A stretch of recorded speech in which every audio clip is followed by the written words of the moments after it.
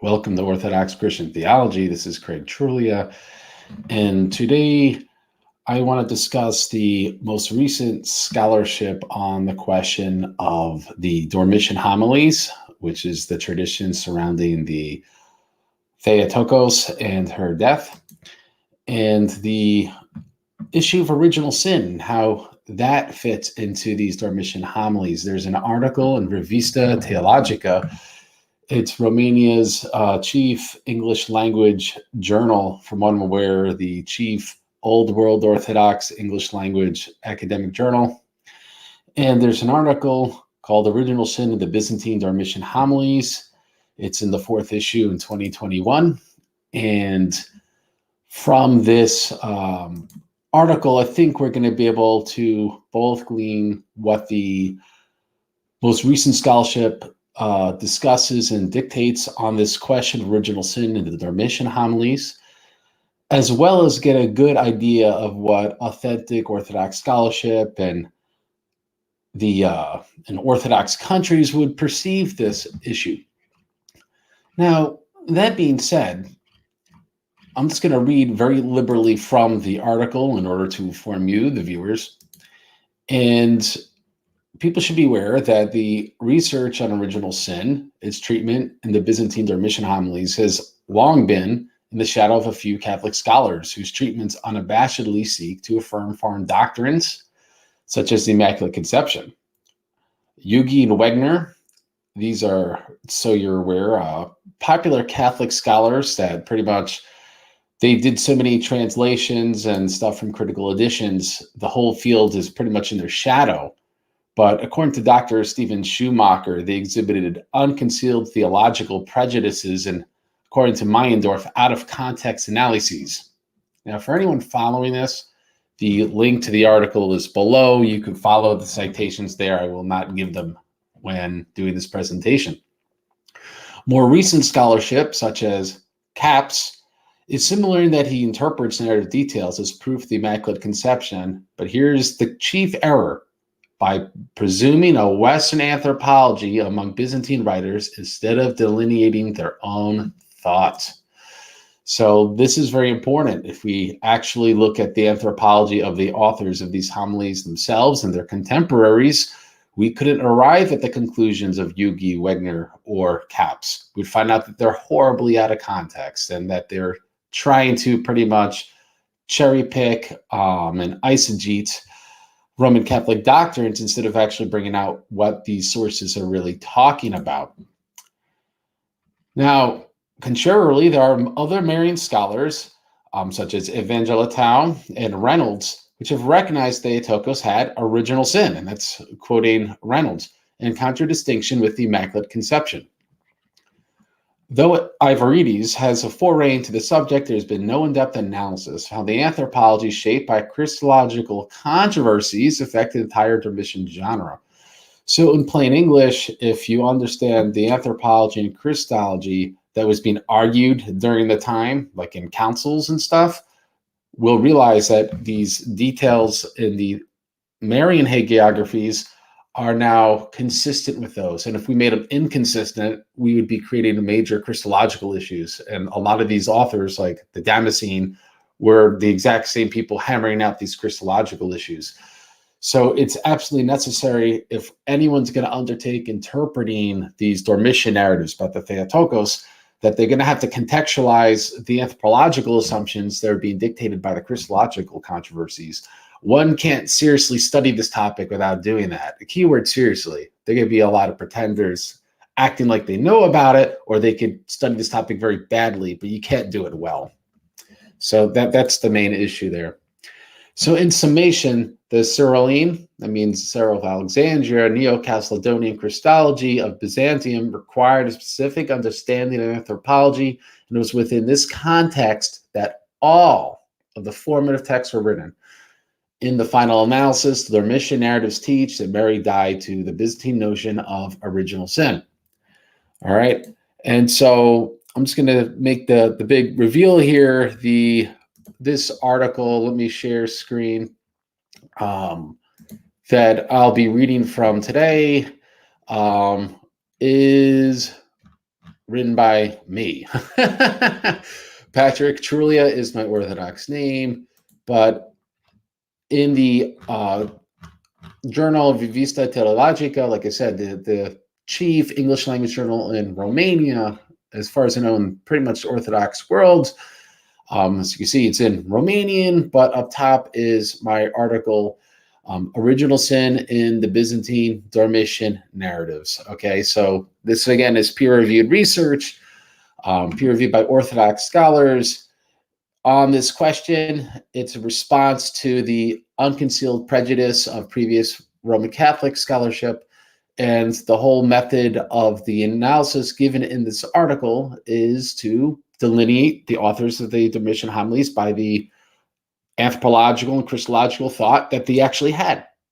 Not novel idea. You would think someone else would have done this by now, but it's a very necessary idea if we want to look at these sources correctly and understand what they're really talking about. So as I go over this text, which again, you're going to have the full version, all the citations in the link below. I'm not going to quote or read everything now. I just read the introduction, but instead I'm going to give highlights. And if you have the questions at the end of this based on what we're talking about, or in the middle, I'll answer questions that I'll at least give like a overview in less scholarly terms what the article is about. So the first section's on Cyrillian anthropology and Christology, because we want to make a basis as to being that the earliest homilies, according to Chadwick, Mamoni, and Esselbrecht, are of monophysite origin. I'm quoting the citation, Miaphysite, if you makes you happy. That being said, because the genres of that origin, at least allegedly so, recent scholarship from Schumacher's really called that into question. We at least need a basis in Cyril's anthropology. If we don't understand Cyril of Alexandria's teaching and anthropology, you're not going to understand at least all of the post-Cyrillian works, which presume upon his anthropology. Maybe not the Gnostic ones, which we'll discuss very quickly, but the ones after that. Now, it is worth pointing out that both Miaphysites and Diaphysites subscribe to Cyril of Alexandria's anthropology. He's all of our saint. And what did he teach? Quoting him, that corruptibility through Adam's disobedience entered human experience, and therefore the passions entered in.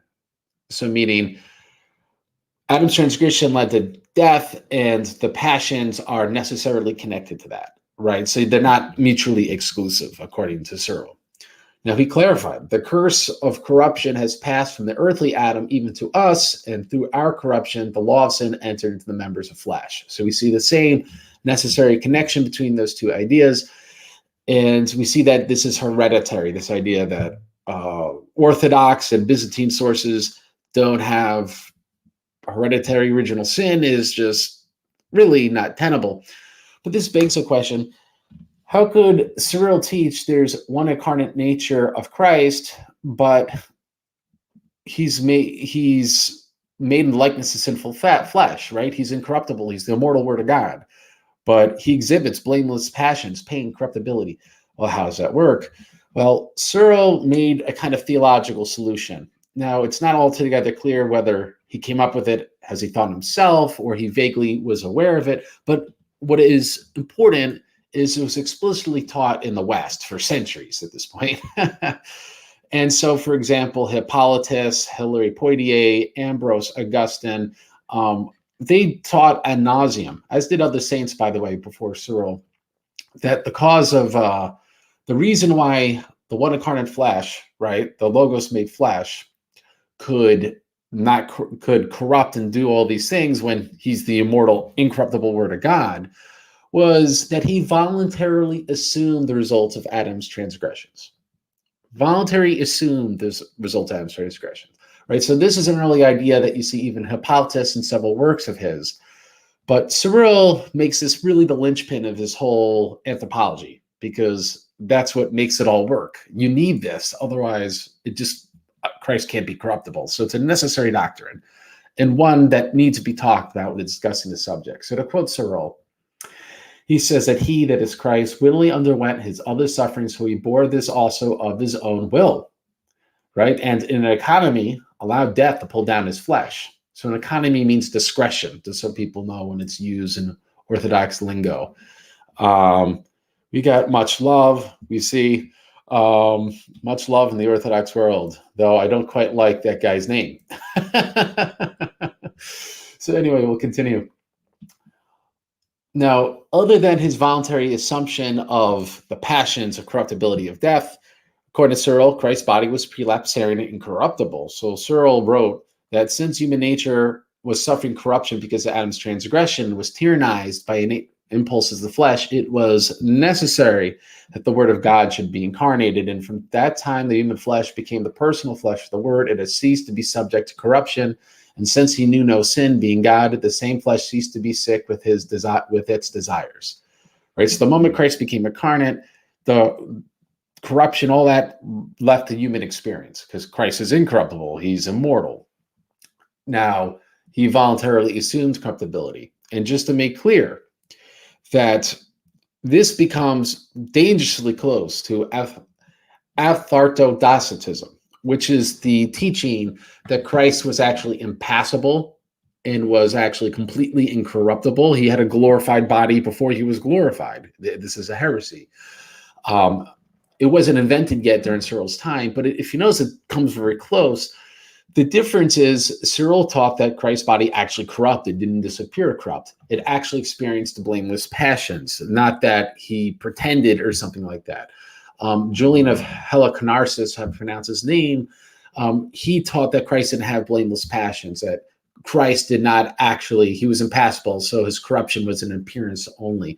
This is an important distinction people don't make. They confuse what Anthropological is, but they don't actually read Severus, and Severus literally defines what Julian taught, quotes Julian. So unless you actually go by Julian's own definition, you're going to have the wrong definition. If you actually don't understand why Severus objected to it, Severus of Antioch, that is, you're not going to understand what heresy they were opposing and how they were making a distinction between themselves and heresy. Just so people are aware, in chapter 27 of book 3 in the Orthodox faith, you see the exact same definition I just gave by the Damascene. So this was something that was well understood in Byzantium. Not understood now, people will falsely call things Anthropological, but apparently they don't read what people say it is, and that's pretty important. So anyway, this doctrine of the voluntary assumption of corruption of passions became the universal teaching of the Byzantine Church, okay? The universal teaching. Why is this important? This is important because if all the Dormition homilies came from Byzantium, let's say, whether the periphery or in Constantinople, then if they had a universal teaching on anthropology and Christology, you sort of need to know what that is because it's going to affect all the Dormition homilies. So if you never heard anyone discuss this in discussing Mariology and the Dormition homilies, it's because, sadly, scholarship has not discussed this yet. I'm the guy who's done this, and Ivarides is the first guy to really kind of, in 2019, pretty recently, to really even get into this. Okay. So that being said, we see in the Henoticon, this was a Miaphysite-friendly document. It was something that was trying to bring the Miaphysites and the Chalcedonians together. It said as follows: "For we say that both the miracles and the sufferings which he willingly endured in the flesh are one." So we see the voluntary assumption doctrine. Now, why do we care what the Henoticon says? Because the Council of Constantinople II pretty much then quotes it and makes it the third canon. It states, "The same are the miracles and the suffering that he, Christ, voluntarily endured in the flesh." So we see again that voluntary assumption of suffering is something that is spoken about.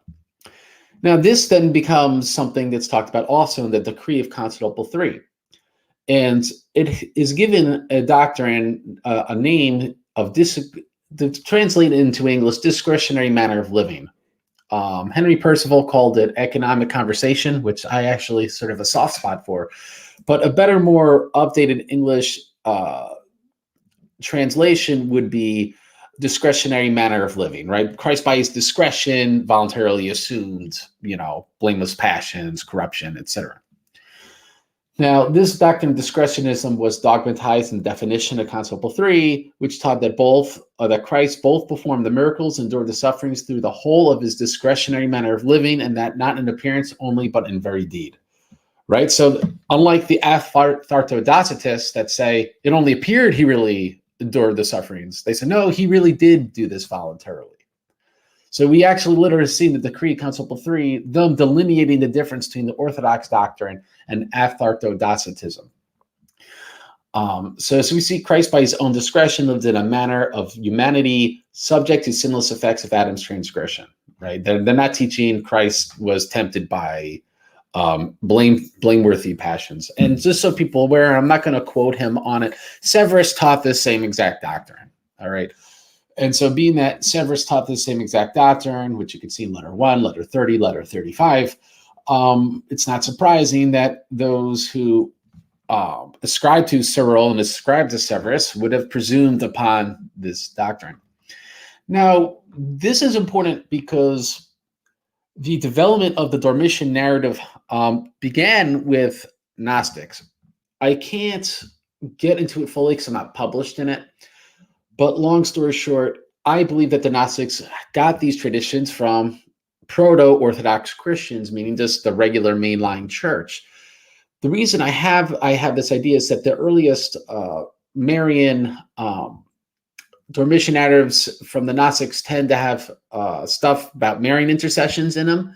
And if you read the 10 earliest sources on intercessions of the saints in church history, only one's from a Gnostic source. And even there, it might be actually in reference to an aeon and not really a saint.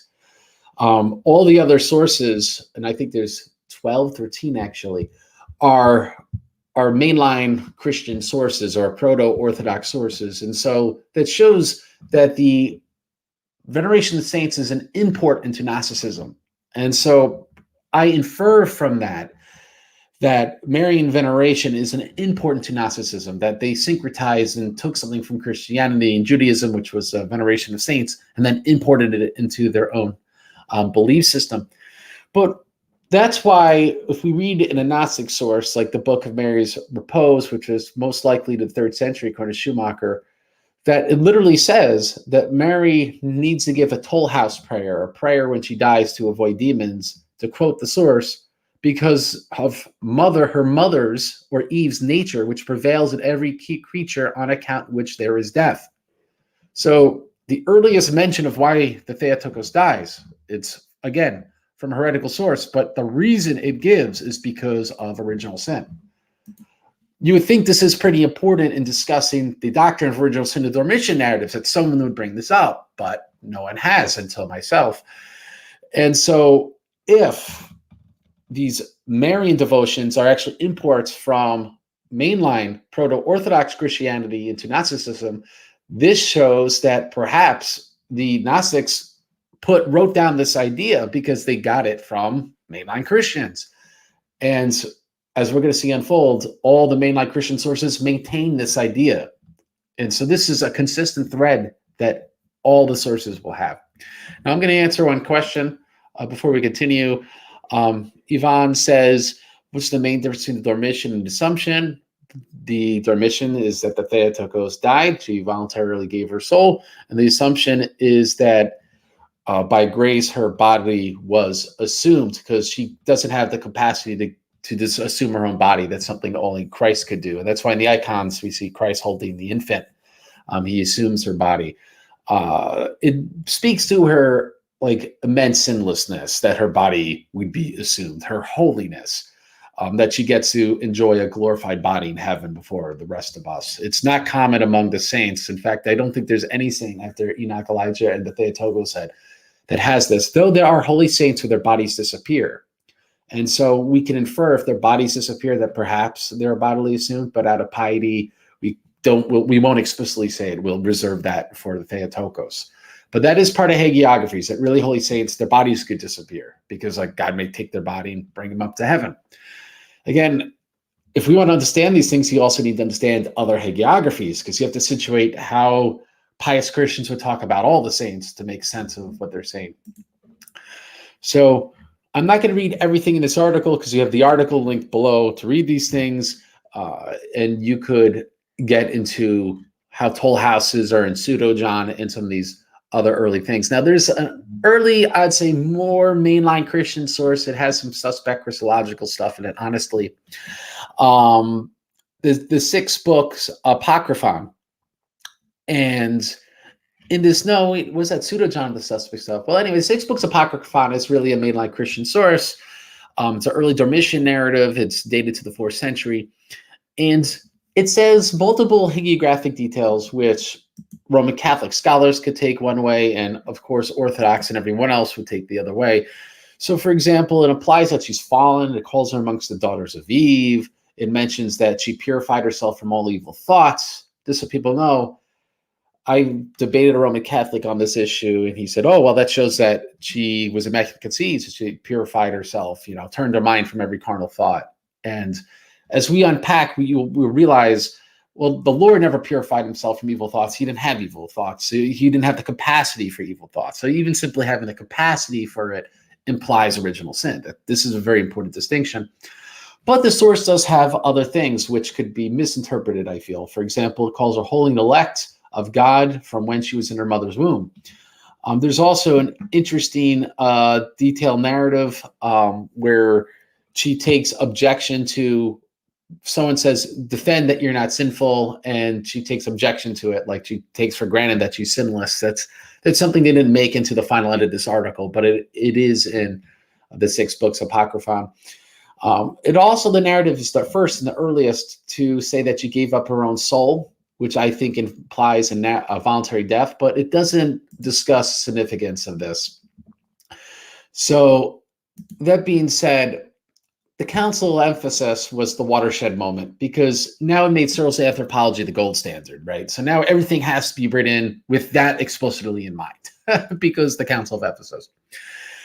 The earliest Dormition narratives now after the Council of Ephesus are all from Miaphysite territory. So, like, for example, Pseudo-Cyril Jerusalem is a 6th century Miaphysite narrative, and it poses Mary the dilemma of encountering aerial toll houses. And I won't get into too much detail about this, but obviously this is only something that makes sense if you have original sin. I mean, if you're completely sinless, why would demons be accusing you of anything? They'd have no grounds for anything. And we could see that, let's say, the Theotokos in this narrative prays to avoid the dragon, the river of fire, things like this. And Christ consoles her in this narrative, and he says, be not afraid of death, but it is necessary that at least thou shouldst glance at him with thine eyes, like it personifies death.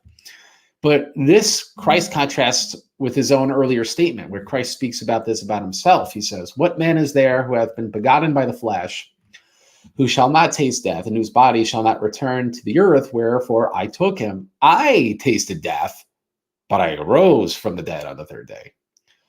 Right? So Christ is implying his voluntary death, right? That necessary doctrine. Yeah, I died, but I also rose from the dead. I could voluntarily die and I could voluntarily rise again, is his point. So what's the significance of this? Mary's death and brush the toll houses is necessary, according to the author of this homily. Christ is not. He shares mankind's death due to discretionism. Now, there's other early Miaphysite narratives that contain the same detail about the toll houses, like Sahidic Pseudo-Avadius, but it lacks any implication discretionism. So not all of them actually go into the topic, just so people are aware. So anyway, we have Pseudo-Melito of Sardis that picks up the same detail. This is a 5th century text in its earliest rendition, and it's most widely disseminated of all the Western Dormition texts. So if you want a decent idea of what people believed in the Latin West, you need to know this document. In the B2 version, there's more than one version, we have this preserved. It states that Mary prays, free me from the power of darkness, that no onset of Satan may oppose me. Now, again, this is very jarring, considering what the Latin, well, at least the children of the Latin West believe now in the Immaculate Conception. Obviously this was not on the radar when this was written. She also asks not to see the prince of darkness, and that the power of Gehenna hurt her not. For if the heavens and the angels daily tremble before thee, how much more man who is made from the ground and possesses no good thing? Mary says.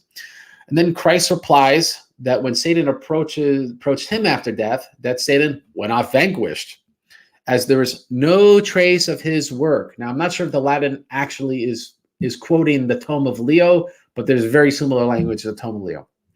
But Mary, unlike him, he says, that's Christ, shall see him, Satan, indeed, by the law of the human race, in accordance with which thou hast come to the end of thy life. He cannot hurt thee, because I am with thee to help. So Christ says, Satan came to me and he was vanquished, right? He's sinless, he's God.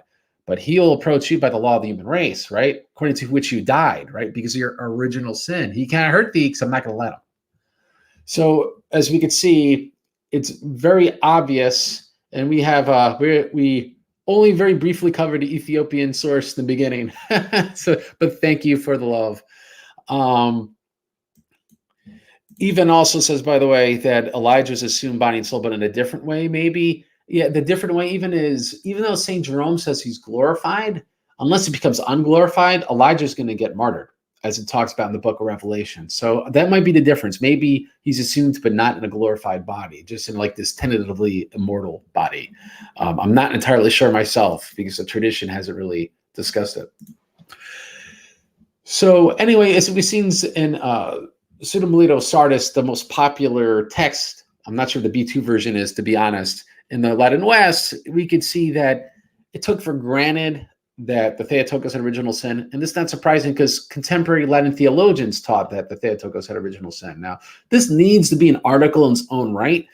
For example, like Pope Leo the Great in the Tome of Leo wrote that Christ did not have any trace of original sin, because what was taken, I'm quoting Leo, from the mother of the Lord was nature, but not sin.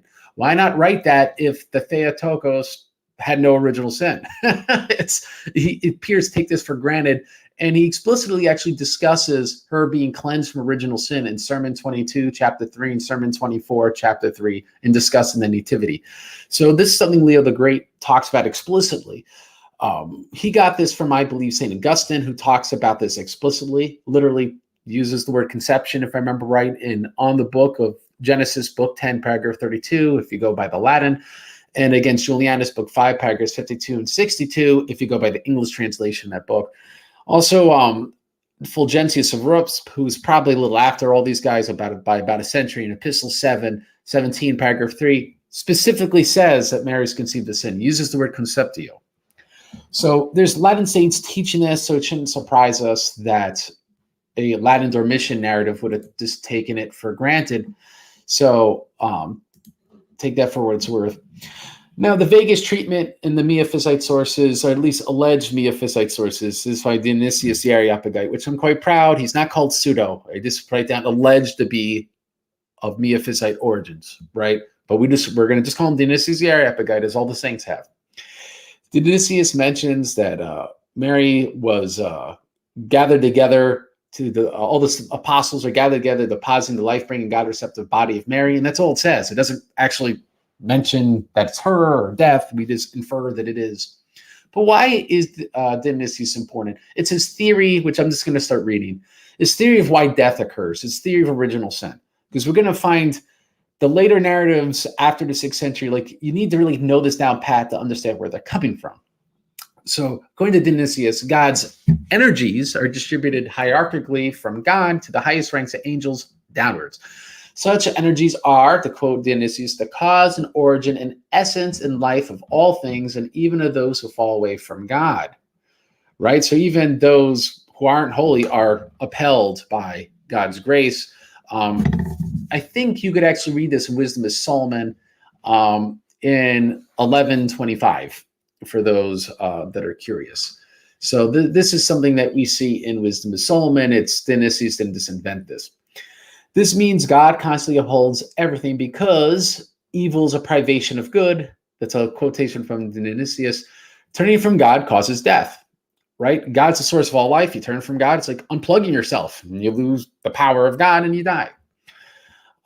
So sinless angels are untainted by any corruption, according to Dionysius, or death, or materiality or birth, being separate above all instability and flux and restlessness or change, because they always do God's will. This guarantees that they, quoting Dionysius, have their abiding from goodness and thence come to them in stability, consistency, and protection. Right? So meaning life comes from the constant co-energizing, cooperating, co-willing with God. And when there's sin that prevents us from willing with God, even if we don't objectively sin like infants, our inclinations, we have concupiscence, we have gnomic will, has us not cooperate, not co-will, not co-energize with God, and that leads to death. That's how death occurs, according to Dionysius. So, as we can see, disease, corruption, death are a result of turning away from God, and mankind does this reflexively due to the passions existing since Adam's sin. And I believe, and I won't read it, Dionysius implies discretionism, that discretionary manner of living, but he doesn't, he's kind of hard reading, doesn't just flat out say it. So anyway, I think before we get into anything, now we need to discuss the first big name sources, because we decided Pseudo-John, Pseudo-Avodia, 6 books of Apocryphon. Like, I don't know these people. Well, that's okay, because now we start knowing the people who wrote these narratives, and they too were in the periphery, because the sources we just read were in Coptic, Syriac, Latin. Well, now we got Jacob of Serug and Theodosios of Alexandria. And they're peripheral, but not entirely. Like Theodosius of Alexandria wrote in Constantinople. Jacob of Serug, we know whose patriarch was Severus of Antioch. We know that Jacob of Serug knew what the Henoticon was. He quoted it. Now, both these guys are very important because, for example, Theodosius of Alexandria, he was the chief successor of Severus. He's very big in Miaphysite circles, very important. He is the alleged ordainer of Jacob Bardai, and Jacob Bardai is pretty much the cause of Oriental Orthodoxy. He is pretty much their founder. So you really need to know Theodosius of Alexandria. He wrote a Dormition homily. Now, the quote Fornes, and he's the most recent scholarship of Jacob of Serug, Jacob quoted the Henoticon in order to substantiate that Christ endured suffering willingly in his letters. So we see that doctrine and discretionism is in Jacob. You could read it if you're real curious. You could read the letter to Himarides and the letter to Comes Bessos. Both of these letters are examples of what Fornes talks about. Severus also wrote that Theodosius was a discretionist. This is quoting Severus. He said that Theodosius taught in his synodical letter that our Lord and Savior was consubstantial with us and suffered natural and voluntary sufferings like us, but without sin. So we could see that both these guys are within this anthropological paradigm, which I said in the beginning is the very basis of understanding the whole Dormition narratives. If you don't understand this, you don't understand the Dormition narratives. And not coincidentally, both these authors explicitly talk about the Dormition narratives, talk about discretionism. So in Jacob's homily, I'll just give a quick overview. He emphasizes that Mary had many sufferings, that every grief encompassed her. He says, how much sighing and sorrowful tears did her eyes shed? And so if you understand Cyril, this kind of involuntary grief has sinful implications, because Christ's grief was voluntary. Christ did not have uncontrollable depression, uncontrollable sadness. According to Cyril, Christ permitted his own flesh to weep a little, although it was in its nature tearless and incapable of any grief, so far as it regards its own nature, right? The human nature, because sinless human nature won't cry, or at least feel sad. I mean, physically, the plumbing works, obviously. So Jacob implies that Mary's death was voluntary. He said death came to Mary so that she might taste the Lord's cup. But people need to be aware, because this is misquoted by Catholic apologists that don't understand Jacob, that this is a common detail in hagiographies for virginal women. So like in my footnote, I can name a bunch of them. So for example, Belissa, Chartina, Eulampia, Pelagia, the Virgin, Cecilia, Musa, Aquilina, and Dominica are all virginal women that voluntarily gave up their souls. It's not something like that proves they all had immaculate conceptions. Just so people know, Saint Sophia of Saint Sophia, Faith, Hope, and Love fame, She was obviously married, but she also gave up her soul voluntarily. It's something that you see in hagiographies in imitation of Stephen the proto-martyr, who had a voluntary death in Acts 7:59, which itself is a imitation of Christ's voluntary death in Luke 23:46. All right, the saints have consensus that Christ voluntarily died. So that being said, it's a common detail. Hasidakis and Romanides, they assert that the significance of this detail is that the saints have attained to theosis and have done ancestral sin. And so that's why they have to voluntarily die. They've undone the original sin. So that's how Orthodox theologians have grappled with this, if we want to make some sense of it. But to be more neutral, it's just, this is a common hagiographic detail.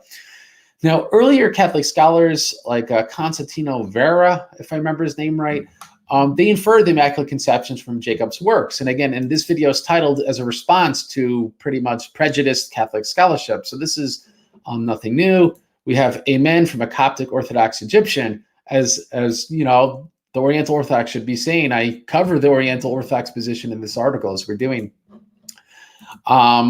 We see that there's better, the most up-to-date scholarship of Jacob of Serug is by Father James Puthu-Paramabil. I can't pronounce that name, I'm sorry.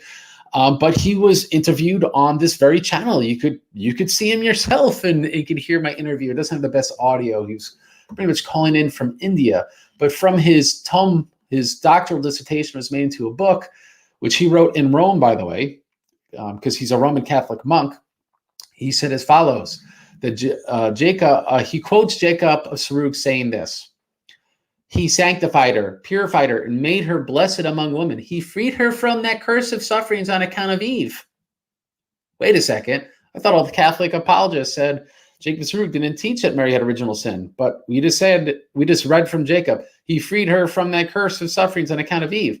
The Spirit freed her from that debt that she might be beyond transgression when he solemnly dwelt in her. He purified the mother by the Holy Spirit while dwelling in her, that he might take from her a pure body without sin.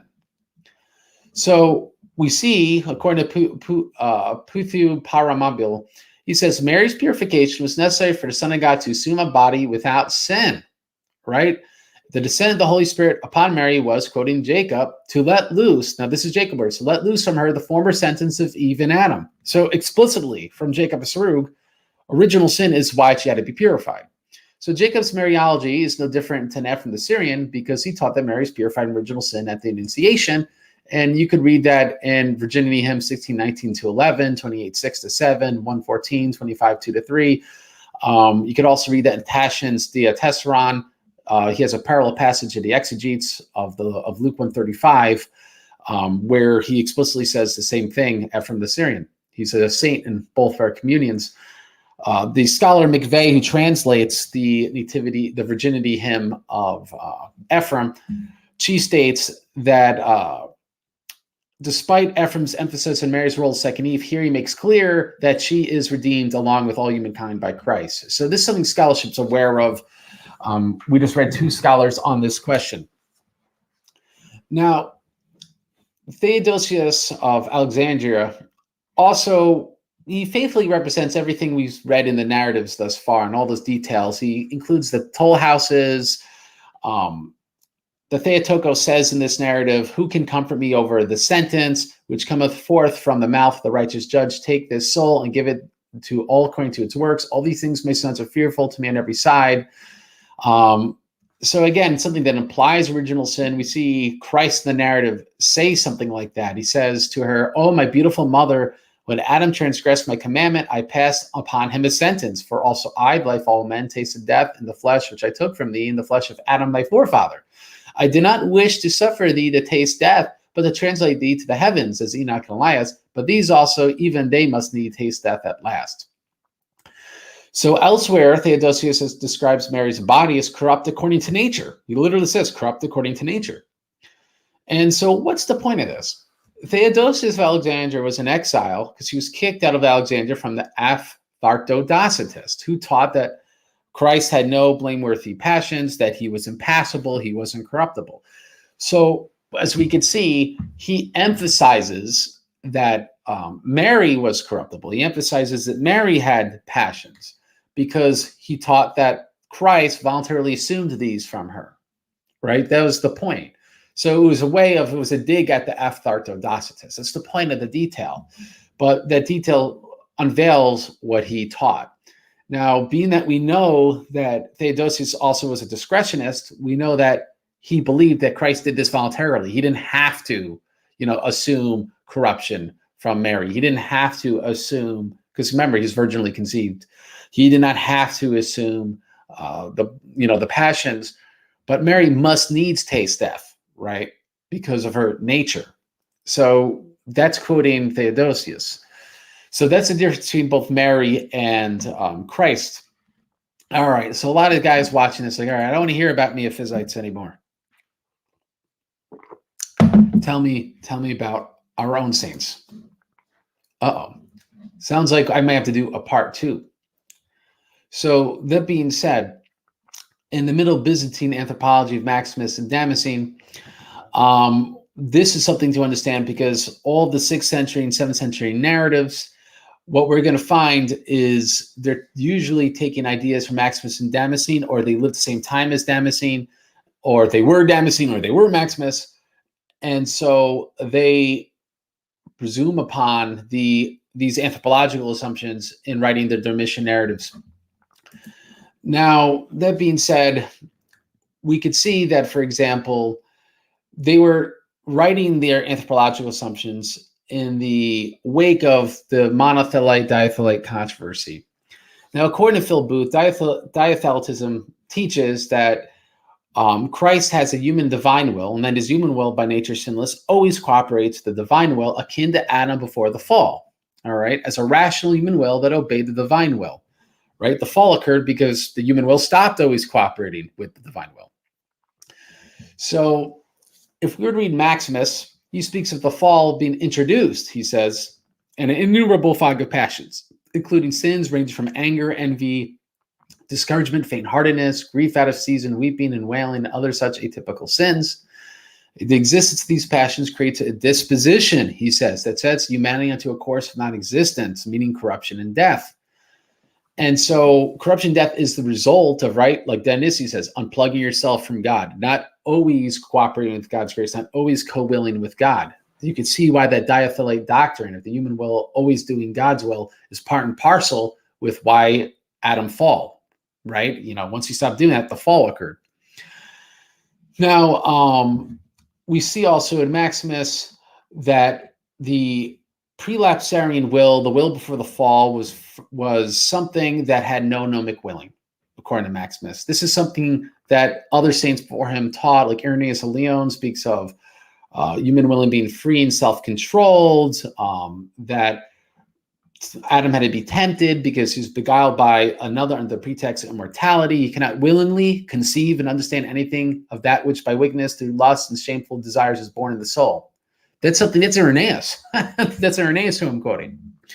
Now, later writers, contemporary Theophilus of Antioch wrote the same thing. Gregory of Nyssa, a couple centuries later, writes the same thing. He writes that the prelapsarian human will had freedom from passion, blessedness, alienation from all evil, and was not subject to flux and change. And he says that Adam's fall was due to deception because man would not have been deceived by manifest evil, right? So man had to be deceived. He couldn't conceive of things that were sinful. That's the result of original sin. So Maximus, again, to gnomic will, you could read the article if you want a little more on that. I might just push forward from here. But that's saying Christ did not deliberate in a manner like unto us, having doubt and opposition, right? That's a result of sin if we understand Maximus. And so Adam being deceived chose something bad, and by allowing an assault, that's a Greek word, a temptation to enter his mind, now that mind was able to conceive doubt, was able to have opposition, was able to deliberate, it was able to gnomically will, and that's how the fall occurred. If Adam did not accept the deception, it would have meant nothing to him, and his mind would have kept thinking the way it was supposed to. That's what Maximus teaches. He teaches that result in the corruption of free choice, resulting in the condemnation and dissolution of nature. So he literally says, once our free will was altered by the fall, then corruption enters into human experience. Okay. So Maximus denies that Christ had no will. He says it's typical, quoting him, a sinful man. Of course, he's also discretionist. To quote Maximus, when the word of God appeared to us through the flesh and became perfect man, but without sin, he in the flesh of Adam willingly bore the punishment of Adam's nature. He specifies that becoming flesh, the Savior did not in any way assume sinful passion or corruption into himself, but he accepted their consequences. Just so people are aware, he also says they were not the results of natural necessity, as they are with us. But in his case, it was just the opposite. That, again, voluntarily assumed they're not the result of natural necessity. So this was, of course, dogmatized by Constantinople III, and the Great Eutychian, which is something that's quoted by all bishops and their ordained, presumes upon this doctrine. For example, even Uniates confess this. It says, Christ, they have to confess, took our whole fallen human nature from the pure and virginal blood of the only immaculate and pure virgin. So Christ took flesh, and that flesh was corruptible because he got that fallen human flesh from the Theotokos. Right? He himself was not fallen. He voluntarily assumed that corruptible fallen flesh. So this requires the idea that the Theotokos are original sin. That's the whole point of that doctrine. Now, the Damascene, who's the great synthesizer of Maximus, expounded the same in Exposition of Orthodox Faith. He speaks of corruption and death being a necessary consequence of the fall. He says death is the work rather of man, that is, the origin is in Adam's transgression, and like manner is all their punishments. And when Adam turned his mind away from the author, I mean God, that I'm quoting Damascene, his fate was to be corruption, and he was to become subject to passion instead of passionless, and mortal instead of immortal, resulting in humanity being stripped of grace and made subject to corruption. So we see that same exact doctrine. Turn from God, corruption and death begins. You can't have sin but no death. They're necessarily intertwined. You can't unplug the light bulb but have the light bulb still on, right? That's literally how it works. And so the later scholastic invention in Roman Catholicism that one could have a sinless soul but not a sinless body, that does not exist in Orthodoxy, does not exist in Damascene, does not exist in Dionysius. It just does not exist in Byzantine anthropology. And so that's why if we're going to understand Dormition homilies, we have to understand the anthropology of the people who wrote them, because they would have not presumed upon anachronistic later inventions from people not writing them. Okay? Basic common sense. So to continue, before the fall, Satan could not tempt Adam by inward thoughts, to quote Damascene, and had to tempt him outwardly, as prelapsarian free choice was always by nature directed towards natural goods. But by accepting an outward temptation, Adam permitted the assault of the wicked one, that is, the law of sin, to settle in our flesh, so that Adam's assaults now happen inwardly through it. And as a result, the natural innocent passions have entered into the life of man owing to the condemnation by reason of the transgression. So there's no corruptibility before the fall. There's no death before the fall. There's no hunger before the fall. The blameless passions exist because of the fall. That this is something important in the Damascene, and it would evaporate a lot of objections to the Byzantine doctrine of the Theotokos. Now, in the same book, he actually speaks of the Theotokos. And this is important because when we read his homily, he's going to say the same stuff, obviously. Now, Damascene asserts that she, Mary, became the home of every virtue, turning her mind away from every secular carnal desire, and thus keeping her soul as well as her body virginal. Now, turning from every secular carnal desire is like purifying her thoughts that we read about in the 6 books Apocryphon. It's a very consistent hagiographic detail, but one that's utterly inconsistent with his doctrine of the prelapsarian mind, which he gives in Book 3, Chapter 20, which I just read, that there were no inward assaults of passions. There would be no turning away from anything, if one had no original sin. So this is something that Damascene presumes upon. So I think that pretty much makes that case, and I'll wait to read Damascene's homily. I'm going to very briefly cover, there's stuff from Theotokos Livius that weighs onto the issue. John of Thessalonica, who talks about the toll houses, that Peter's quoted that God cast Adam from Eden into this world under his displeasure, then in a kind of exile we live in it, but we will not be allowed to remain in it. The stern messenger will be sent to us, namely death. So literally Peter says in response to Mary, who I don't think died at that point in the homily, is that, yeah, Adam, because of Adam's sin, that's why we're going to die. So it just presumes upon the Theotokos original sin. Modestus of Jerusalem also has just a passing statement, which maybe can be inferred that way, maybe not. But let's talk about the big three Dormition narratives, Andrew of Crete, Germanus, and Damascene, all saints, because they're the ones that Brian Daly translated, Father Brian Daly. They wrote the most popular ones, Palamas, Geometries. They're all going to be borrowing really from Damascene and these other homilies. And so we want to understand Damascene's anthropology because a lot of them were monks in Jerusalem. A lot of them were bishops at the same time. They could have known each other. So in a sense, they might have even known of each other's homilies, right? And even if that's to push it too far, they certainly would have presumed upon the Damascene's anthropology because they were all part of the same faction in the church. They're all roughly contemporaries, all part of the same faction. So we'll cover Damascene first because we just read his anthropology. Now let me quote Reynolds, another scholar. It's for some reason, because people don't follow the scholarship, Father Christian Copps, who is really this, I would say, the intellectual spiritual child of Father Yugi, Father Wegner. People think, oh, the scholarship thinks that maybe Mary didn't have original sin, but no, that's not true. Schumacher thinks this is quaint. We quoted Evangelistau. Reynolds is the most specific. Reynolds, because he writes on the Dormition narratives of Germanus, Andrew of Crete, and Damascene. And he says explicitly that Damascene infers the significance of the Dormition, suggesting she had some trace of original sin, right from Reynolds, right? So this is not like some sort of talking point from Orthodox apologists. We have mainstream scholars saying, of course, that Damascene taught Theotokos had original sin. I'm not saying anything outrageous. This is something that recent scholarship is very well aware of. And quite frankly, Reynolds deals much more thoroughly on the question that Damascene, what he taught about this, than the passing statements and Copps in his book. Just a fact, it's not an insult to Copps. It's just his book doesn't cover that much of Damascene on this question. And Reynolds goes in considerable detail in the Dormition homily by Damascene. Now, Damascene refers to original sin and the Theotokos in passing in the Dormition homily. For example, Damascene asserts that Adam and Eve told Mary, you inherited from us a corruptible body, right? Remember we talked about corruption from original sin. That's what the Damascene taught. And we see right there, Adam and Eve said you inherited from us a corruptible body. So clearly to the Damascene, this would have meant original sin.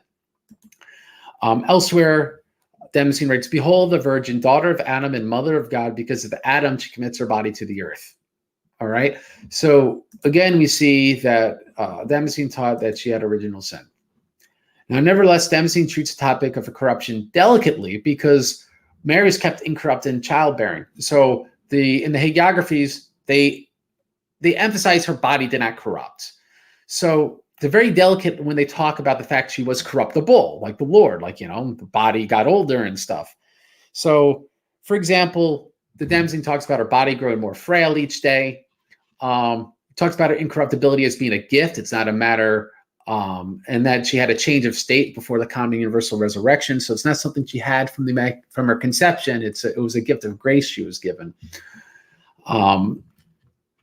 We also see that the Damascene's very careful. Like he said, she turned her mind from every carnal passion. He doesn't flat out say she was tempted by carnal passions. I won't say that. He doesn't say she has concupiscence.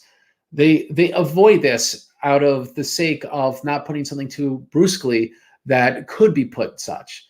So, for example, in one of the Dormition homilies, Damascene says, Mary has shaken off all the assaults of passion. Right now, due to lack of qualification, one may infer he is speaking of blameworthy passions. Well, because why else would he just be vague? I think, he's trying to protect her integrity, so he's not going to say it outright. But he actually starts listing these passions, and this is how we know it's correct. He says, she avoids all impurity and turns away from the morass of our passions. She flees from our impure thoughts. She shuns wicked and frivolous talk. She rejects vainglory. Again, that's a detail from St. John Chrysostom, by the way. She rejects vainglory. So again, that's a blameworthy passion. So it's not me eisegeting the Damascene. We see this in the Damascene. These would be turning away from internal assault of passion. There's no outward assault of vainglory. All right. So that would be a postlapsarian, not a prelapsarian temptation. Now, Reynolds, according to Reynolds, Germanus likewise taught that Mary, to quote Reynolds, was subject to the law of death imposed on all descendants of Adam. So again, the fact that these Byzantine writers believe that Theotokos had original sin is something that scholarship is quite well aware of. So that being said, Germanus writes that Theotokos was subject to the laws of natural necessity, as she had a body just like one of us, and therefore cannot escape the event of death that is common destiny of all human beings. I just want to double check my citation there. Yes, that is Germanus writing that. Now, similar to Damascene, he's very careful with talking about the Theotokos corruptibility, but he contradicts himself on the question. Well, why? He says, her flesh never corrupted. It was truly fitting that your body, which had been the dwelling of God, should not be bound within the limits of death's mortal decay. So it never corrupted. Yet, he says, her body, to quote him, had become hard and shriveled in decay. So I ask, how could Mary go from incorruptible to shriveled in decay in what seems to be a space of 24 hours between her death and her assumption? And Germanus says of himself that he uses, to quote him, verbal self-indulgence.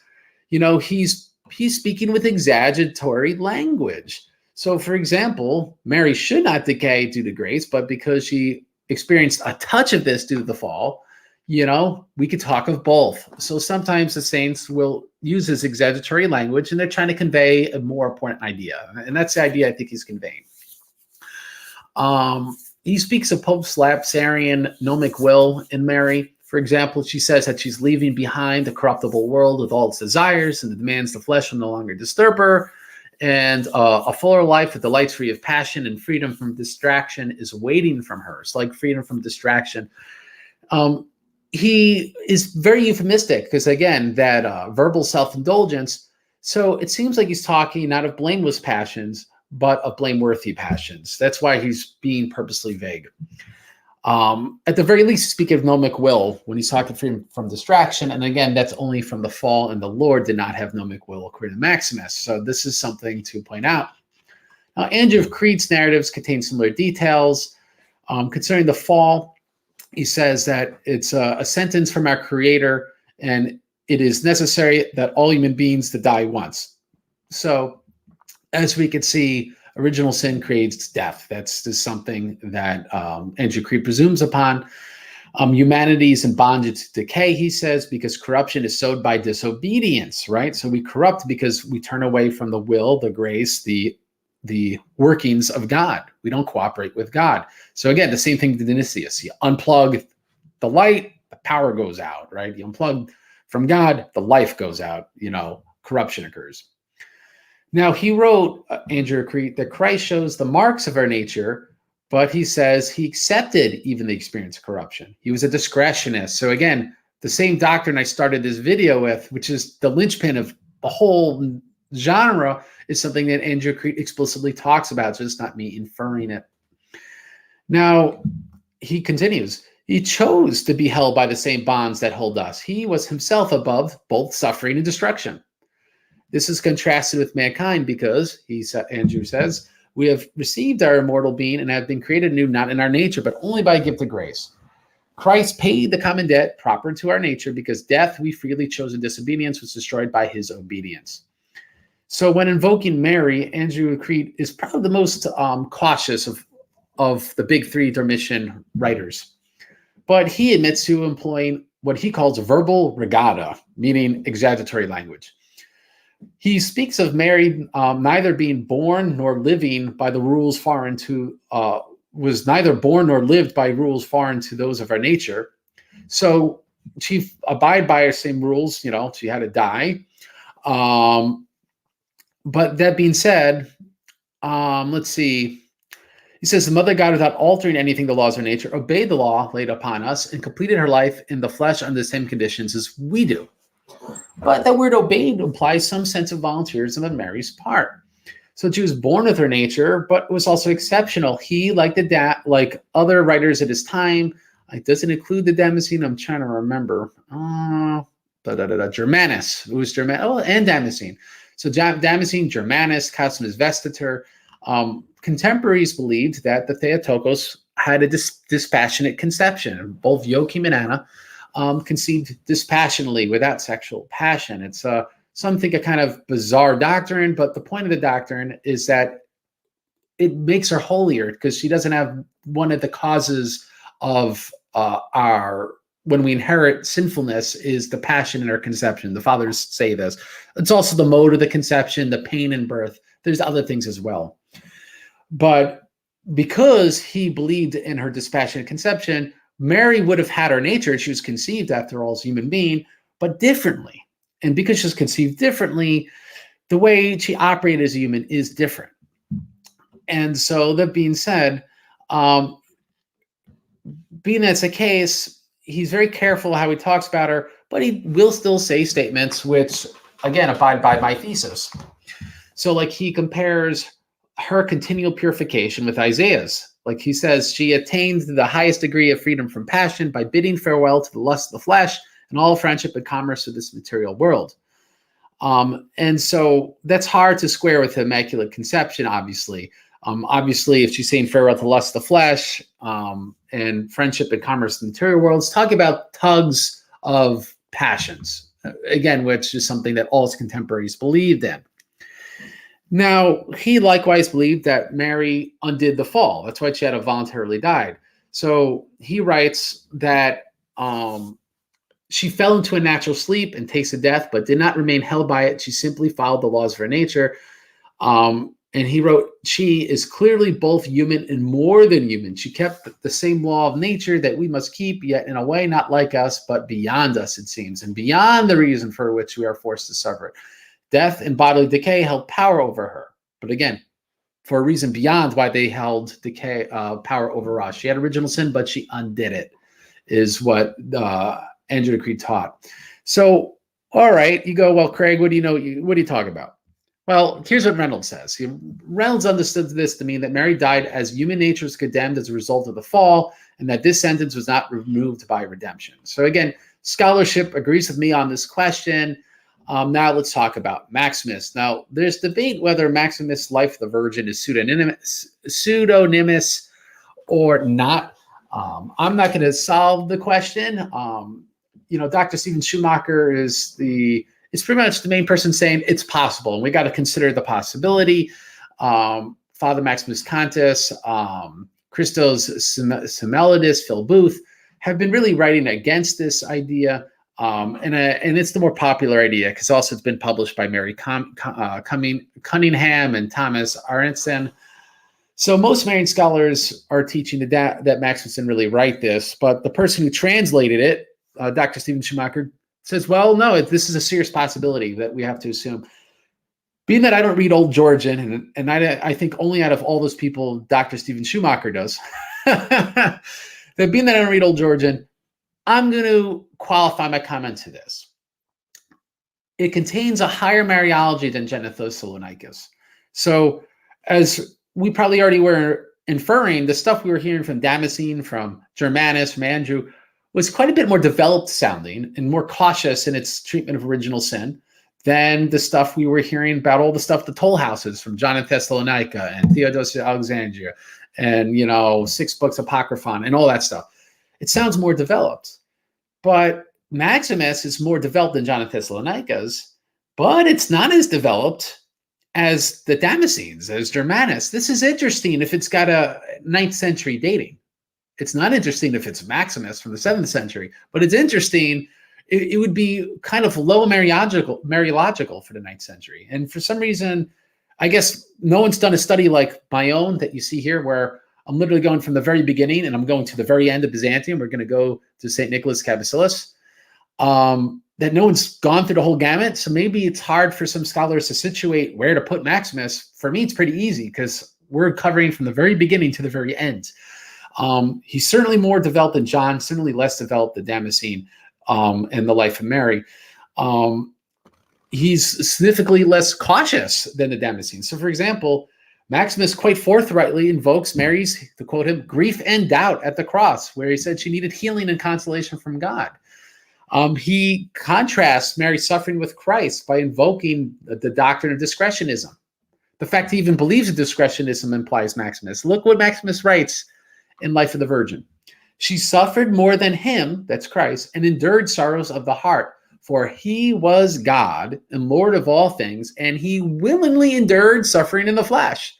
He literally gives discretionism as the reason why he suffers and not for Mary. Look, but she possessed the frailty of a human being and a woman and was filled with such love toward her beloved and desirable son. And he says, she was buried as one of the dead according to the order of nature. So he explicitly contrasts the reason why Christ experiences results of the fall and her own. He imputes it to her frailty, right? So to me, this is something that even the Damascene and Crete, and they're writing this decades later, have not put so brusquely. It really, to me, conceptually makes it very difficult to date past the 7th century, the mid-7th century, perhaps early the mid-7th century, which is actually Dr. Stephen Schumacher, his inference from the Old Georgian. Now, it also says in the same Life of the Virgin that Christ is the only human without original sin by virtue of his birth. Now, what does Maximus write? The fruits of other women were under the curse from the original sin of Adam and Eve. Literally uses the word original sin. And by carnal marriage and the corruption of sin, they entered into the world. But the fruit of your womb alone is blessed, for he was conceived neither by the seed of man nor by the corruption of sin, but without sin, and in corruption he put on flesh from you. So I know, like, what apologists, what people that aren't dealing in historical theology would take one, if they only saw this one text, and say, but maybe there's an exception. You know, he doesn't actually mean Mary's original sin. He's just saying Christ doesn't have sin. But like what we read before, when he contrasts Christ's lack of sin with Mary's, and then we read something that all the fruits of other women are under original sin. Why? Because of carnal marriage. Clearly, he's including Mary in this.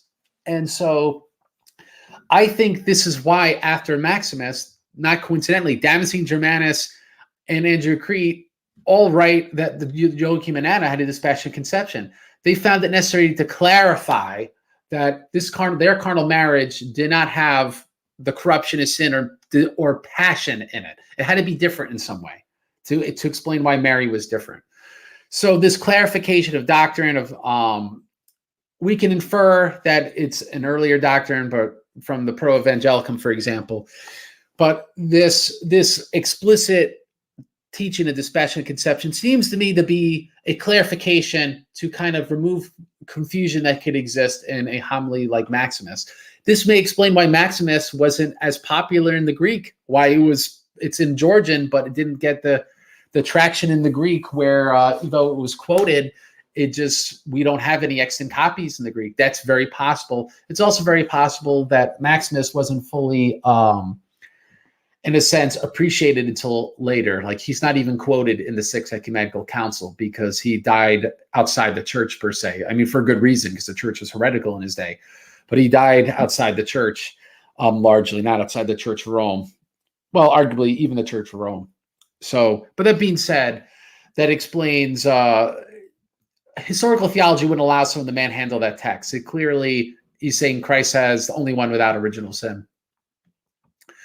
According to Maximus, Christ is the only child that's firstborn and holy before the Lord. This conception took place not through desire and the male seed and without corruption and pain. That's something that Maximus says, for example,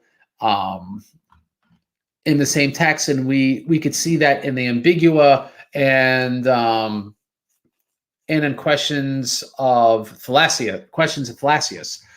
So that's why people say, oh, Maximus didn't really write this. Well, he's writing very specific things that, right, look, that Christ's conception took place not through desire in the male seed and without corruption and pain. That's in Life of the Virgin.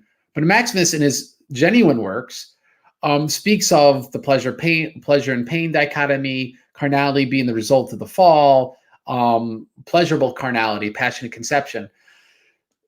It's the exact same idea. So I'm saying conceptually, it's very hard to separate, and the tone of the text seems very fitting for a dating between John of Thessalonica and Damascene. So that would be my input into the question. Now, again, that doesn't mean there's not something anachronistic in the 9th century. I just find it hard to believe, especially when the person who reads, who translated it, infers that there's stuff that would situate it to the Jerusalem area and the Jerusalem traditions, which is where Maximus was as a monk, by the way. Now, the narrative asserts that Mary experienced unimaginable suffering and ignorance, and he contrasts that with Christ, who knew everything that would come upon him and suffered as much as authority wished. So again, it draws a dichotomy: unimaginable suffering versus suffering as much as he allowed, right? Lack of voluntarism versus voluntarism. Both these things, with also the discussion of the Theotokos, the quote, Maximus, ignorance assumes the pleasure, pain, and nomic willing paradigms. All right. And so to me, this is something that shows Theotokos had original sin. It shows the Byzantine view of the time, and somewhat weighs in on the authenticity of the document, in my opinion, something that at least people have to consider now that this is published. Now, after the Christological controversies, we have some more narratives like Theodore the Studites, for example. But I really want to focus on John of Geometries, which is not discussed in apologetic circles because apologists don't actually read scholarship. John Geometries wrote a 10th century narrative, and he poses interpreters difficulty because it's a highly hagiographic, panegyric source. He uses, as I'd like to call, verbal regatta, similar to the other earlier Middle Byzantine homilies. But I think luckily for our purposes, we could zone in on the 47th and 49th chapters of the text. Now, for example, John of Geometry says that she was buried mortal, coming forth from the mortals because of, the quote him, her own nature, manifest the ones of one's fallen parents. So again, he assumes upon the Theotokos original sin.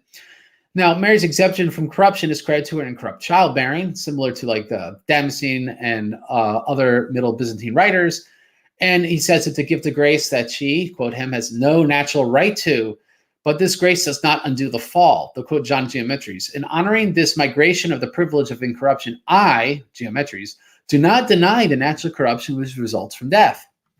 Now, interestingly, John Geometries actually anticipates Palamas by centuries. He writes about theosis. We're going to see in all the later homilies after Geometries, they focus on the issue of soteriology, right? Their concern is not so much the Christological controversies, whether it be meophysitism, whether it be monothelitism. Now they start worrying about soteriology and the energy essence distinction. Look what he says. He says, she was transported, meaning assumed to heaven, inasmuch as she was a God by grace. Calls her God, a God by grace. He speaks of this as something she attained to by asceticism, self-denial. This is something that anticipates Palamas, which must be understood as cooperation of the divinizing grace, right? If we keep plugged in, we stay alive, right? Like Dionysius taught.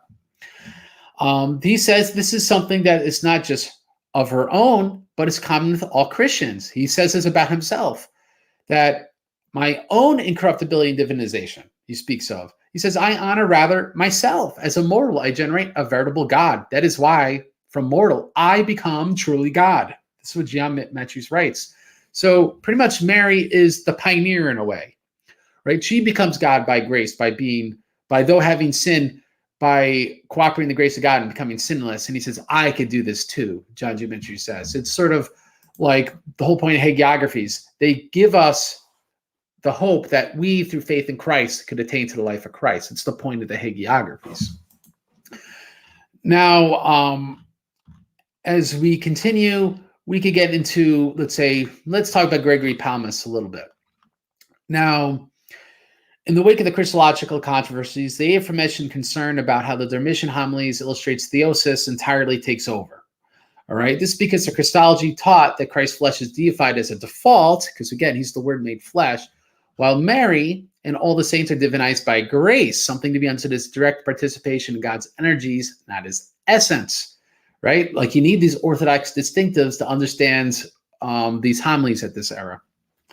The import of the proceeding upon theosis is that inasmuch as saints become God, they receive purification, greater participation in God's energies in the sense that Dionysius expounded. Mary set apart in that she received the full dose of divinization at the incarnation due to her being completely cooperating and energizing with God. This cleansed her body from the original sin. Now, cleanse her body from the original sin is a quotation from Dan Streza in his article, The Mother of God, a prototype of the Hesychast life, the exceptional point of view, St. Gregory Palamas, and Revista Theologica in 2017. Same journal I'm published in. Just be aware, I believe he's drawing this from the Palamas homily on the Theotokos presentation of the temple. It's a very long homily, and it gets all sorts of detail about this if you want to read it. You can also, if you don't want to read that long homily, you can read Dan Streza's article in Revista Theologica. Streza continues that the Virgin Mary was the first and most perfect hesychast, according to Gregory Palamas. And it was through this hesychast experience the Virgin has perfected her message for humanity, resembling God through deification. So with the proceeding in mind, one can now understand Palamas' treatment of the Dormition in Homily 37. Just so people are aware now, I wrote an erratum on my blog. The quotations are all accurate, but I never changed. I took them from Fordham University's source book, but I never changed in the Dr. Christopher Veneman's translation. So the footnotes are actually inaccurate. If you want all the accurate stuff, you could read the erratum on my website. But the quotations, other than one which are rendered two different ways by both sources, it doesn't change the content. So if people want to make a big deal out of it, it's a tempest in a teapot. The content's all exactly the same. So I'm just going to read what I've quoted here. Gregory Palamas portrays Mary as exceptional or divinate state and a mediatrix between humanity and God.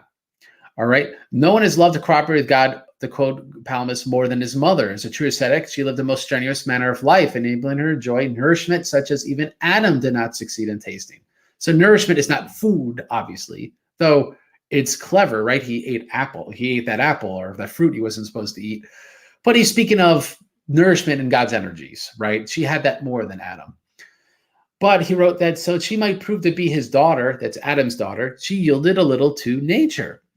So Mary attained to theosis by cooperating God's grace, rendering herself incapable of death, and was so holy at the age of 3 that she seemed, to quote Palamas, not to bear our flesh, and after incarnation she became supremely perfect, making her death inconceivable. I believe, by the way, Veneman, the seem not to bear our flesh, he renders that differently. So I'm not sure what the right implication is. He, just so you know, affirms her death repeatedly in the same homily. So he does, it's not like he teaches she never died.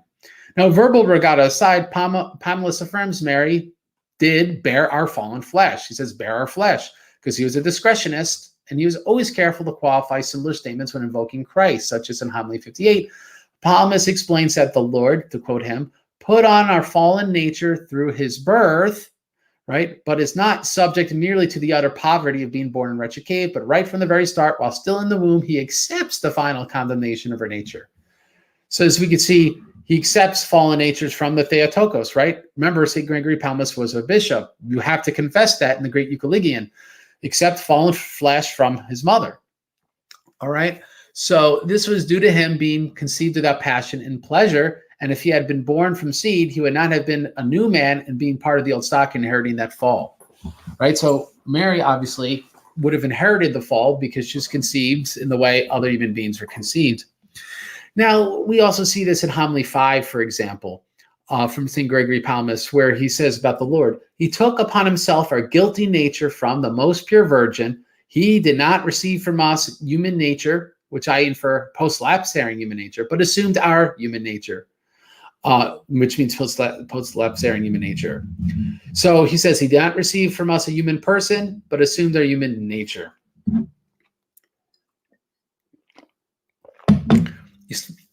So we can see that he took upon a guilty nature from the most pure virgin. Those like Christian Copts, that they've made up a term called immaculatism. It's not a word that Gregory Palamas ever used. And they try to infer that, oh, this can imply the Latin doctrine, the Immaculate Conception, when no, what it implies is the Byzantine anthropology, the Byzantine Christology of discretionism. Why wouldn't it when Gregory Palamas literally teaches it, when all of his contemporaries and all of his forefathers taught it? So this to me is the more consistent teaching. And it's the teaching that we must take from also St. Nicholas Capasilas. Now, I really now depend upon the research of Constantine Sarplanus, who's a Columbia University professor who was a great big debunker of Yugi, and I'd like to think I'm now the second, walking in his footsteps.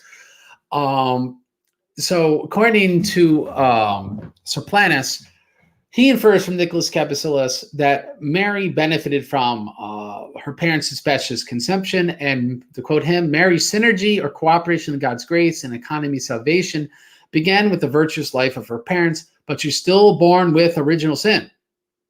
All right.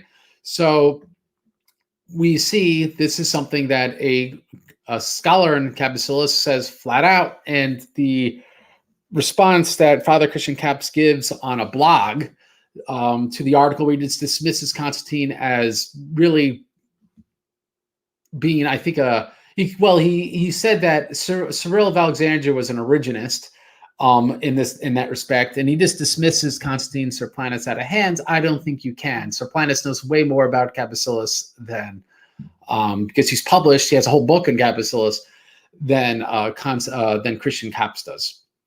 So Capasilas, let's quote him. All right, in his Nativity homily, which I'll use to help interpret his Dormition homily, Capasilas writes, she came from the earth, from the fallen human race that had given her own nature, right? She had come from the fallen human race. It's right from Capasilas. Yet despite of all this, she overcame all evils from beginning to the end, right? So like we're talking about, that whole idea that by cooperating the grace of God, you do the original sin, like Daniel Strezza inferred from Palamas. This is something you quote right on Nicholas Capasilas. This is something that you could also read in Palamas' homily on the presentation of the temple. This is something that the Palamites understood and made explicit. To continue quoting Capasilas, the true human nature that the Theotokos uncovered, the true human nature as it was originally conceived, and as a result, she escaped the common disease, being just human and without receiving anything more than other men. All right, so if she was immaculately conceived, how did she escape the common disease? Right? She escaped it, according to St. Nicholas Capasilas, by cooperating with the grace of God, not by being immaculately conceived. She really through being a hesychast, right? That's the whole idea, because they're trying to defend hesychasm. So that's what they're invoking her sinlessness in order to teach. That's their theological concern. So again, why people would read these texts anachronistically and not according to the concerns of their authors, I don't know, but they would read them wrong as a result.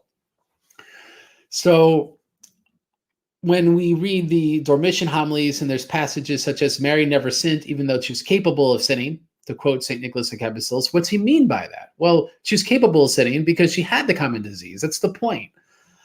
So the capacity to sin, in my analysis, betrays Mary's postlapsarian state.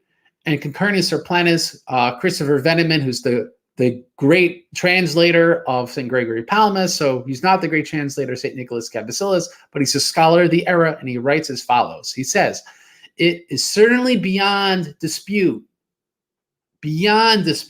that nowhere in the theology of St. Nicholas Capasilas is the Immaculate Conception accepted, mentioned, or inferred.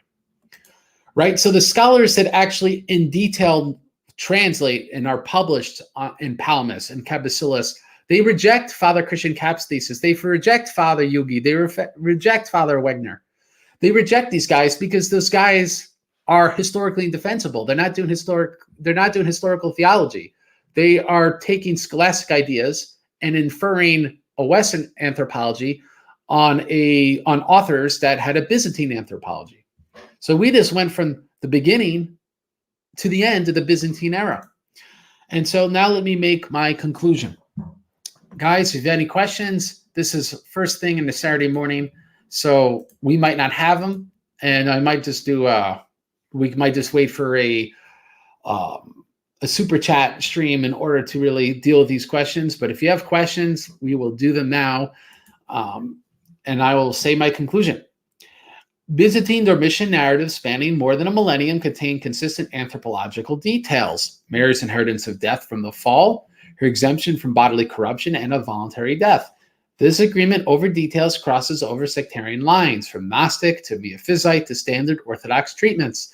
It is clear that Christological concerns had anthropological import on how these narratives discuss the preceding details, even as soteriological interest took over during the Palamite controversy.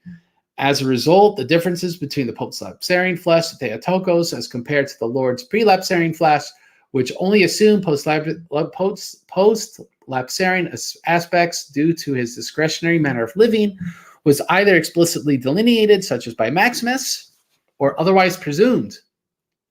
Hopefully, scholarship can apply the lens of Christology upon sources outside of the Byzantine ecumene, particularly in the West.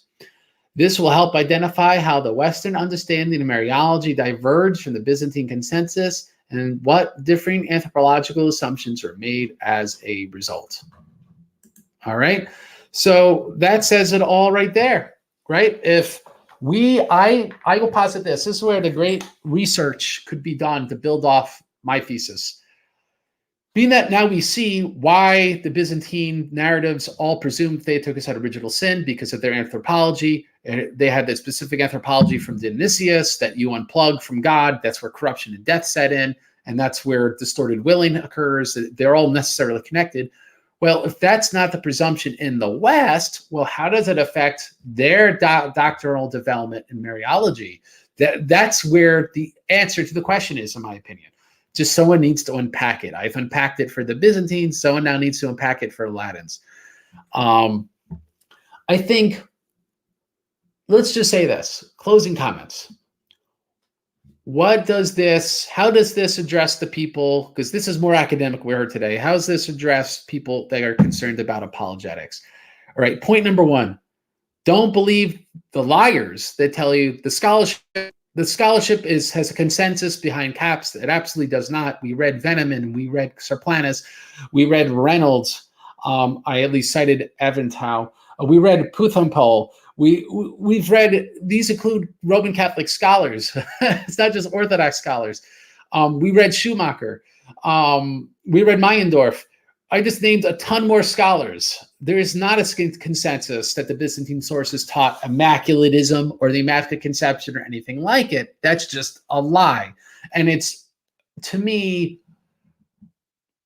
what's the word? It's early in the morning here. It's irresponsible that a scholar, it's okay if they say this is my conclusion, but they should have the humility to say this is not the conclusion of almost everybody else. Because to anyone who's looked at it and is published on it, it's not their conclusion. And now that includes my foray into this realm of scholarship. So no, scholars do not believe that the Theotokos succeed the originals without original sin. No serious scholar teaches that. Lots of not serious scholars do, but they have very questionable methods of historical theology.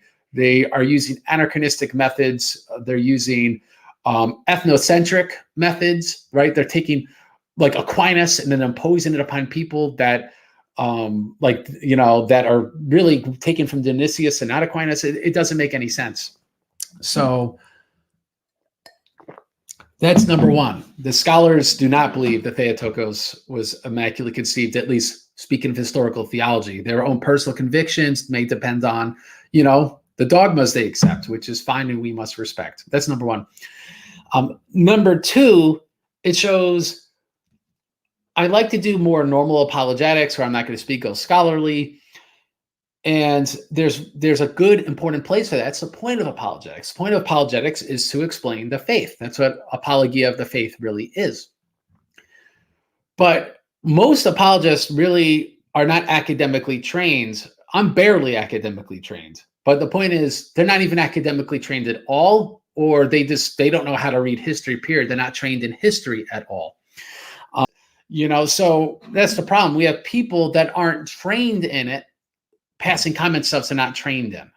And it shows. It absolutely shows in how they, one, understand scholarship. Like they don't even know, they've never heard of Reynolds. They don't even know these things. They don't even know where to get started.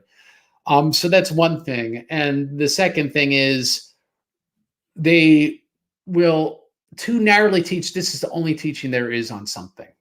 And that I think is irresponsible and it's dishonest. And that's my point number 2. Point number 3. I hope this presentation puts to death the sort of, I would say, the borderline racist arguments that, in the Syriac East, the exotic people, they kept the Immaculate Conception. It's the Greeks that screwed it up, And if only we appreciated that exotic East, we would see how much they believed in Immaculate Conception. This sort of, I'd say again, this sort of, it borders on racism because it's sort of saying, because it's Eastern, it's somehow better and it's mysterious instead of treating it as a source, just treating everyone equal. And I'm not saying the attentive people is racist, by the way. It just comes across me as sort of racist. That it's just not true, right? The chief Ephraim scholar and Jacob of Serug scholar, right, who's Roman Catholic, doesn't agree with it. And so some people expounding this theory have gone so far to pretty much blindside Dr. Sebastian Brock on the question. He literally says, I don't remember, I can't think of it, I think this. And then they quote him out of context after his quote even says, I don't know, I'm speaking the top of my head. And they use it to push their ideology that Ephraim the Syrian taught the Immaculate Conception. Jacob the Serug taught the Immaculate Conception. And it's just absolutely wrong. We could quote them literally teaching against it. Literally teaching that Theotokos had original sin, which we quoted in this. And again, better scholarship knows better. It's quaint. Like, again, there's Roman Catholic scholars in the 50s that were trying to buttress the doctrine of the Assumption, that were kind of scrounging to find these sources and extrapolate these things. But it's not defensible if we're doing decent historical theology. It's just not defensible. The Oriental Orthodox now, who reject the Immaculate Conception, they reject it for good reason, because their saints like Jacob of Serug and Theodosius of Alexandria did not teach it, as I covered. Now, why did I cover them? Because I literally want to cover everyone within the Byzantine ecumene, right? If Theodosius of Alexandria was writing Constantinople, well, you ought to know what he was writing about. If Jacob Serug was adhered to the Henoticon, which was a Byzantine imperial document, then we need to know what he taught, right? So I covered the full gamut of sources within the ecumene so we could extrapolate what did Byzantines really believe about the Dormition? What did they really believe about anthropology? So I'm not trying to, scrape at exotic stuff to prove my thing. I think covered almost the full gamut of Dormition homilies translated in English, with the exception of John Geometries, which will be translated in English by Father Maximus Contas this or next year. That being said, I would say final point is that we could see that if we have a right understanding of Mariology, we could appreciate Christology better. We could appreciate the doctrine of original sin and anthropology better, and we could appreciate our saints better. See that, wow, they really did. They had the conditions we were born under, and they attained to unparalleled holiness. And that means, like John Geometry says, I could do that if only I repent and only I, right, live a holy life like this saint. This is something that we could do too. So that's something which I think good scholarship comes out in these texts. And that's pretty much it. I don't see any questions. I think we've maybe blown too many minds this morning. And so if this has blessed you, that finally one of these talking heads on YouTube actually went ahead and did something important and went and got published in the topic to prove that they're not just some blowhard in YouTube, well, I appreciate the vote of confidence at orthodoxchristiantheology.com/donate. Why? Because it blesses the churches in Cambodia. They are in desperate needs of funds right now. And we really are only around 3 months away, because I don't think without consistent giving, we're going to be in very dire straits. So please start giving consistently, whether it's $5, $10, $100 a month. If this has blessed you, bless someone else. It doesn't have to be the churches in Cambodia. again, these Orthodox parishes, Phnom Penh and Sihanoukville. It could be your local monastery. God willing, I'll be in Jordanville today, for example. Bless your local monastery. Give alms to someone else. This has blessed you. Bless someone else, and God will bless you. Maybe not financially, but he will bless you spiritually. And again, if you want to bless the Church of Cambodia, the link is there. Please go to orthodoxchristiantheology.com/donate. Link to the articles below. You can go to my blog if you want to read the erratum for any slight typos and stuff that are wrong with the article. If you find anything, let me know, and I'll update the erratum. And I'll end this show, as I end all of them, by quoting Jesus Sirach, who says, "Fight to death for the truth, and the Lord God will fight for you." God bless you. Have a great day.